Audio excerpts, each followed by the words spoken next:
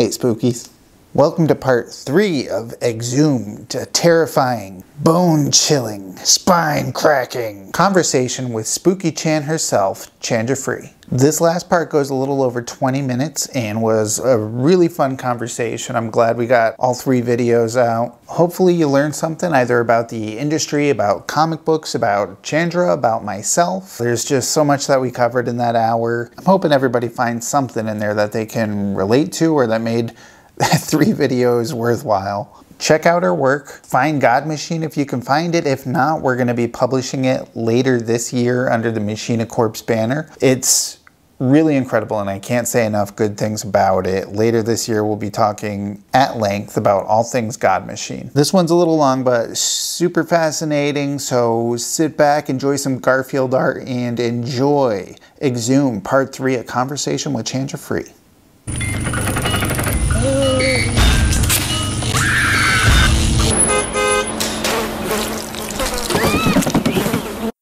See, if I was writing a shorter format story, I would actually probably break it down a little bit more concisely. Concisely? Mm-hmm. That's a word. Sounds right. Okay. So I would do things differently, but since God Machine is like this weird sweeping epic, it's not exactly planned that way. But I've also planned, like, I've come up with lore behind a lot of the characters that we don't even get to learn until later, and I'm now going to put that in.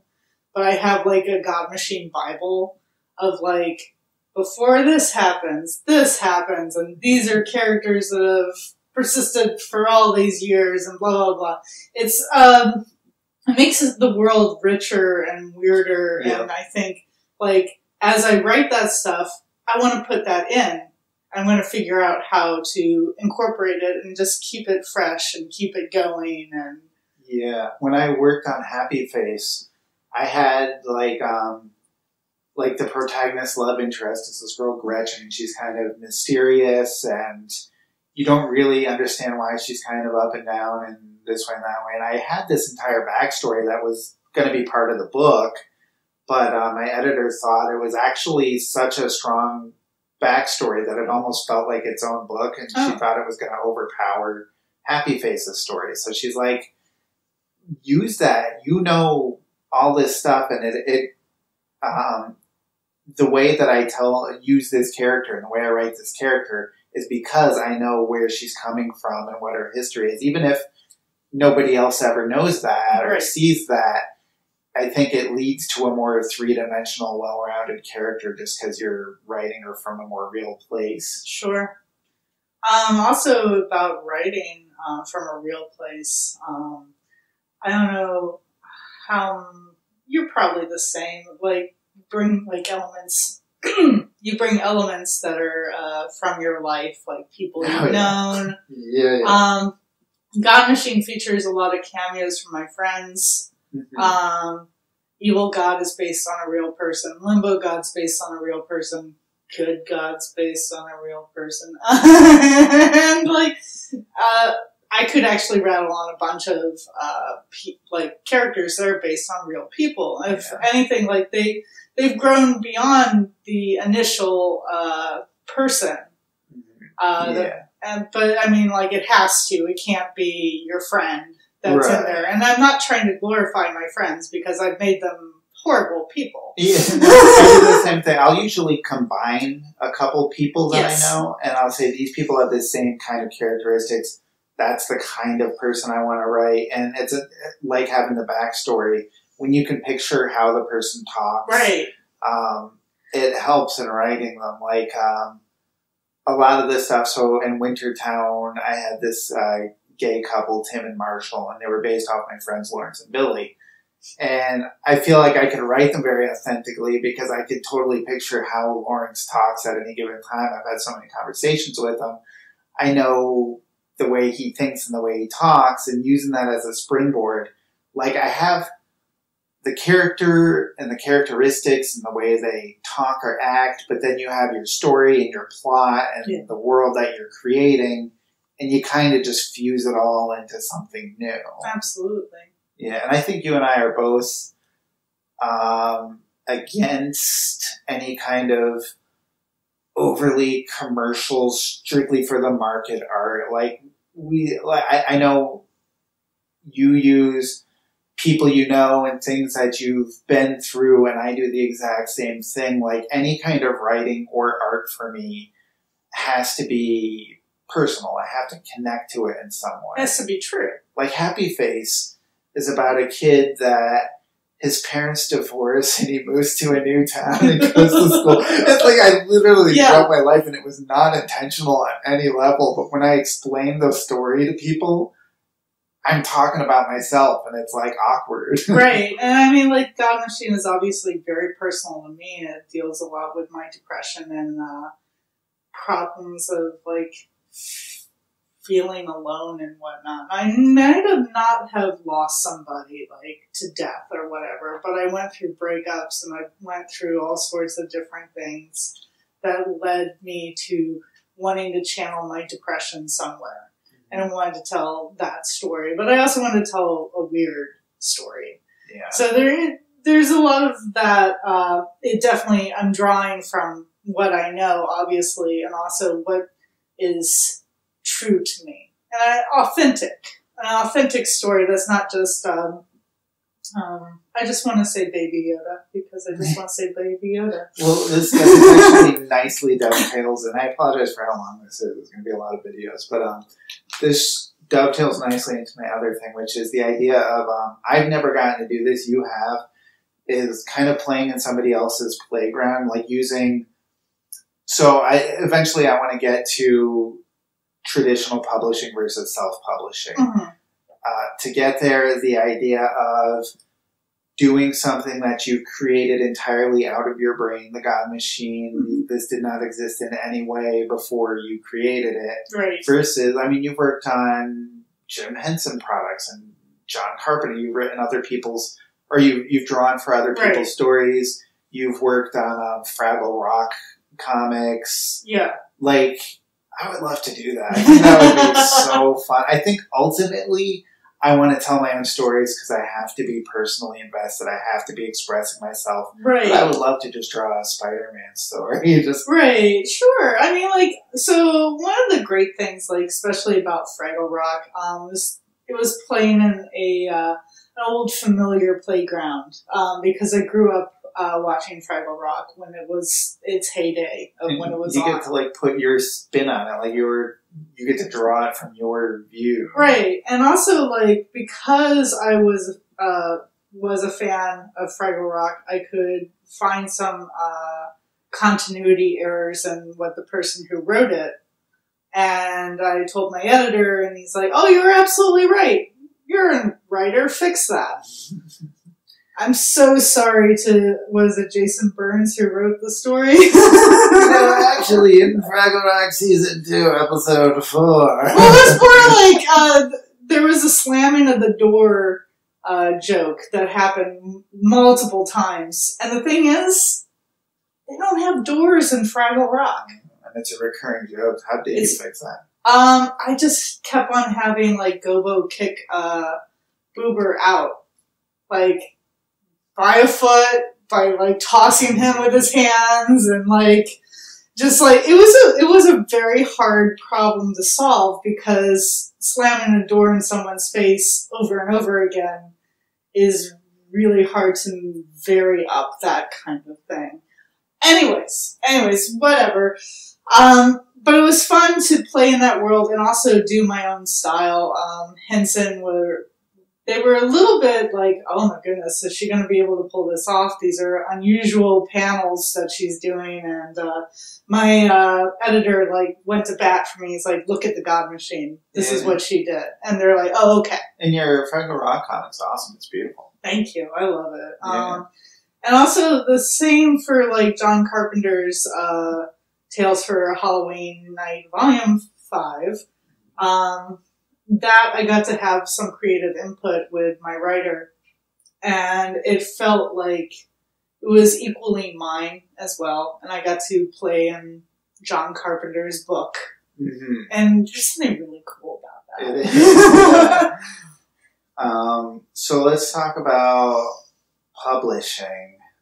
We'll kind of wrap this up soon. So I feel like we had similar paths to publishing, although I feel like yours was much more online in front of a audience. You kind of developed your style and your persona through DeviantArt and LiveJournal and building your following there on your way to publication, whereas mine was all probably a few years earlier into the 90s. I didn't really have a computer. It's just me drawing these cartoons and mailing them out to syndicates and stuff, mailing something out to SLG, and eventually, 8 months later, getting a response saying, hey, this is pretty good. You're still working on this? But eventually we both found our way to traditional publishing. Yes. So you mentioned before that you had tried submitting something to SLG. Right. That didn't work out too well. No, it did not work out. Because you would have been a good fit there. I would have been... Dan Votto, speaking all to of you. You're not listening to this, but it's okay. I forgive you. Oh, wow. Nice. But you eventually did find publishing elsewhere. I did. And you got to publish in full color, which is amazing. Right. So the whole story is that New York Comic-Con that we met, I was pitching God Machine.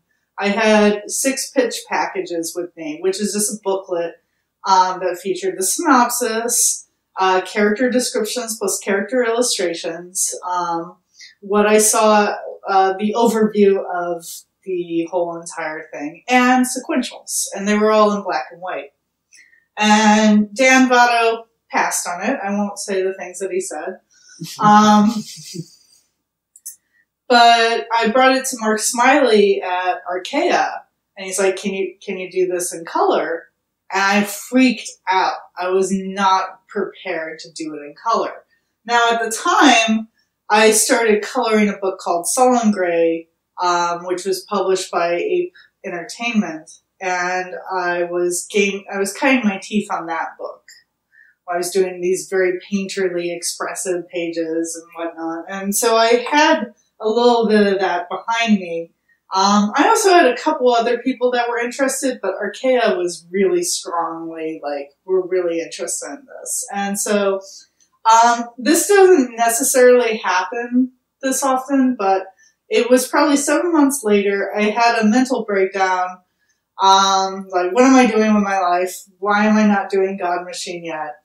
And I asked my friend Alex Ekman-Lawn of Awakening, which is published by Archaea, how do you like being with Archaea? And Alex was like, oh, Mark was just asking about you a week ago. He was wondering what you're doing with the God Machine. You should talk to him now. And I'm like, okay. And so then that's when I started talking to Mark, and he's like, can you give me some sample pages in color? I'm like, okay. And I was scared, but I did it, and I did these gorgeous colored pages, and he's like, all right, let's get you a contract. Yeah. So this doesn't happen. Well, mine really doesn't happen. I mean, my story, at least for the, my indie comic stuff was just me sending out pitches and eventually getting somebody to publish them. But my young adult publishing, literally, oh yeah, it's crazy. A junior editor at that time decided she was going to embark to New York Comic Con to find some great properties for her boss to work on. Hi, Connie. And we were fated to meet, and I honestly don't recall the conversation we had, but she sent me an email a few days later saying, hey, remember me? We were talking about Emo Boy, and I think you have a good voice for young adult, and you ever think about writing young adult novels? And I was like, Little Brown Publishing, young readers, what is this nonsense outfit? And I was like, oh, this is the company that published The Catcher in the Rye. I guess they're legit. Literally the biggest publisher in the world just said, hey, you want to write a book? Which is not the way it happens. And she later said, I should never have done that. That was so unprofessional. And as I'm sitting there working on 7 different pitches, hoping one of them gets made, she's like, what if he can't write a book? What am I going to do? I'm wasting his life here. And I'm going to have to get him an agent somehow. I got to do something. I'm this is going to be terrible. But she worked on the book with me, and we were able to get it through sales and acquisitions. It went on to get 3-star reviews and, like, you know, got me 2 other young adult novels and boosted her career. So it, like, ended up being this whole great thing that just never would have happened. And in a way, I always think, like, it sounds like I'm saying, oh, somebody walked up and handed me a book job on an author. But they did. They did, but I did enough work prior to that. You know, when they say, like, when opportunity knocks, Right. open the door, but you have to do the work and be ready for it. Absolutely. If opportunity came and I hadn't done the work, if I hadn't done all those comics and all the comic strips before that and, you know, worked my butt off to get to that point, I wouldn't have been able to capitalize on it in any way. It's a very, very lucky break, and sometimes lucky breaks happen. Right. And that's great when it happens, but in the meantime, do the work. Yeah, no, I think that's probably the biggest thing. Like, we might have had opportunities, but because we were prepared, the opportunities, like, came to us and we excelled at each one of these things. But if it hadn't happened that way, we'd still be doing the work. We'd still be getting the work out there. We'd be figuring out how to get published and whatnot. Of course, now we're deciding to take the role of being the publisher. Right. So to get there, so we've both been published. I know I have frustrations with publishing. For me, I want to just do what I want to do. I have ideas and I love them and I'm passionate about them. I just want to write them, put them out in the world and see what happens. And in publishing, like I said, I got to go through my agent. I got to go through the editor. She's got to bring it to the sales team. Like, to have an acquisitions meeting, which is every editor has to all agree this is a book that we should publish.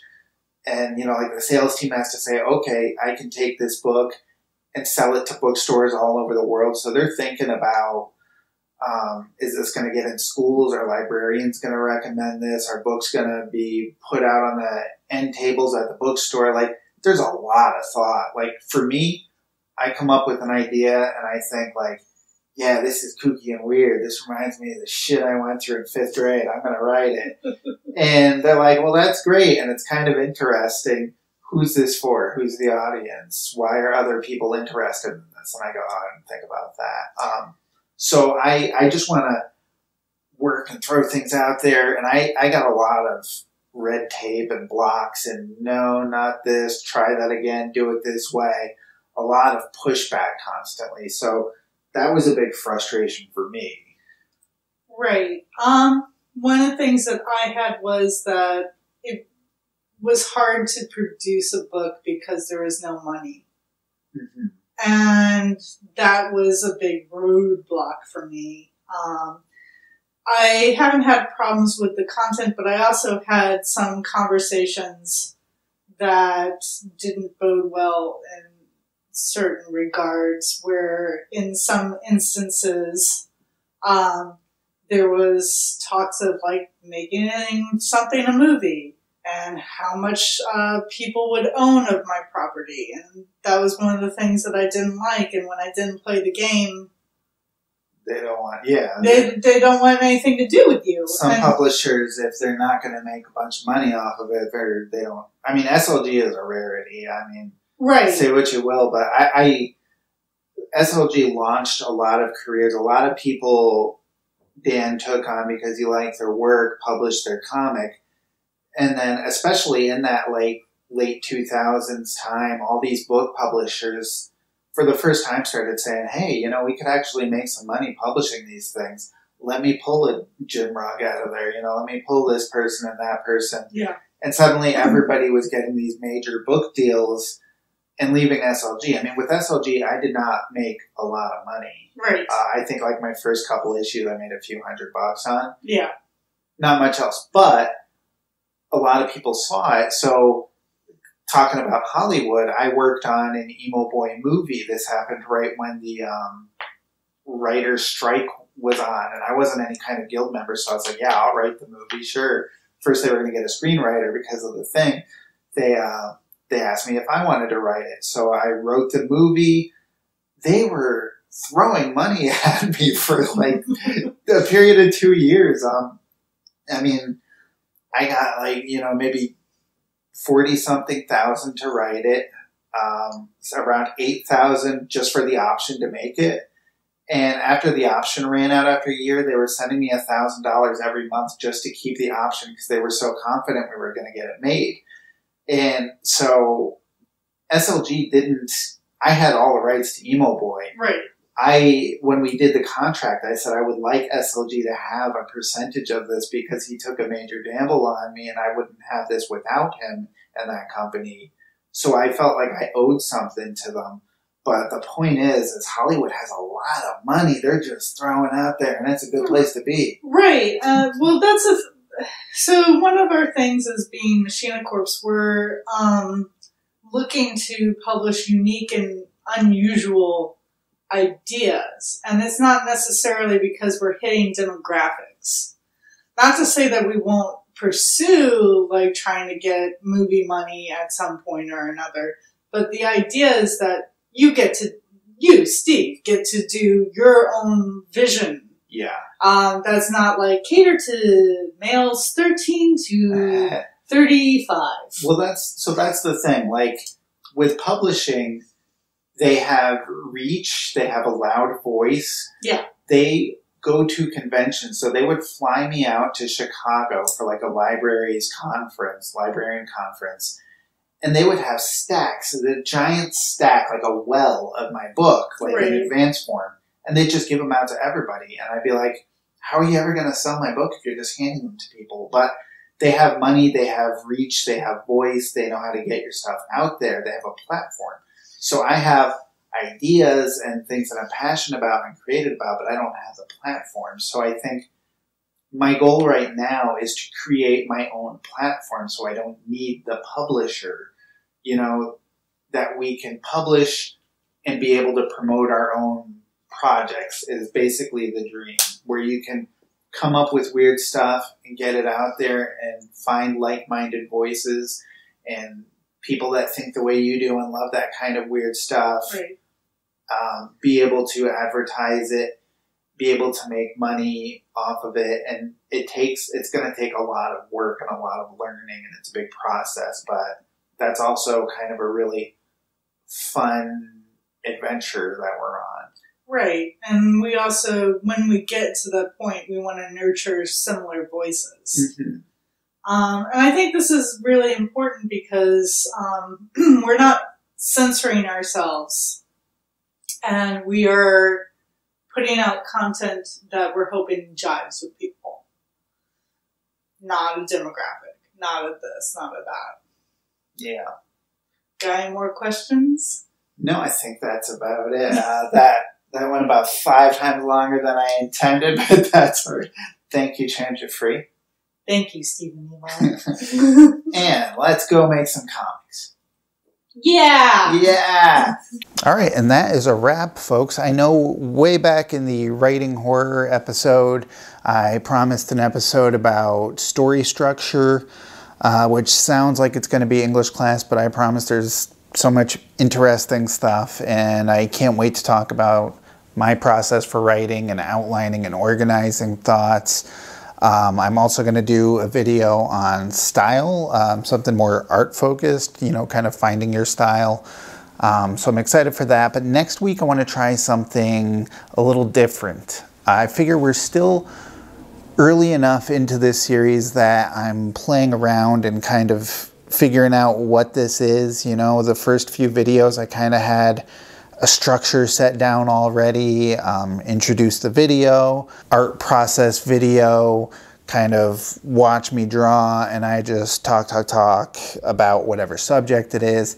If you like that, please leave comments, let me know. I really want to know what's working, what's not working, and that's what I'm kind of trying to find out still. So, I mean, if you love the art process stuff, let me know. If you like me talking to the camera, I could do more of that. Let me know. If you like these last interview videos, I can do more of those. Ultimately, this is all about you, about the audience, the fan, the comic book reader, the comic book creator. I want to know what's working and what you're enjoying and what you'd like to see. But next week I'm going to try something a little different. I'm going to pick out some of my old sketchbooks. I have piles and piles of sketchbooks going back to like 1993, I think, like the early 90s. So I want to kind of track my story through sketchbooks and kind of look at my oldest art and my interests and how that evolved through the late 90s, through the 2000s and the 2010s, through the 2010s, I'll try that again, through my published works and kind of create a story there, the story of Steve through sketchbooks. And I think that's going to be a lot of fun. I'm just going to sit there and go through a lot of old stuff with you, and I'm excited about that. So we're trying stuff. We're in the trying stuff period. So please like, comment, subscribe. We're trying to break 100 subscribers so that we can get a nice clean URL so it's easier to share the YouTube page. Eventually that's going to seem like a tiny little goal, like, wow, they were still trying to get 100 subscribers. They're up to like 12 million now. It's crazy. Everybody starts somewhere. All right, so I will see you next week. That was some 3D effect. I hope you had your 3D glasses on. I will see you next week right here on Let's Make Comics via Machina Corpse. Keep it spooky.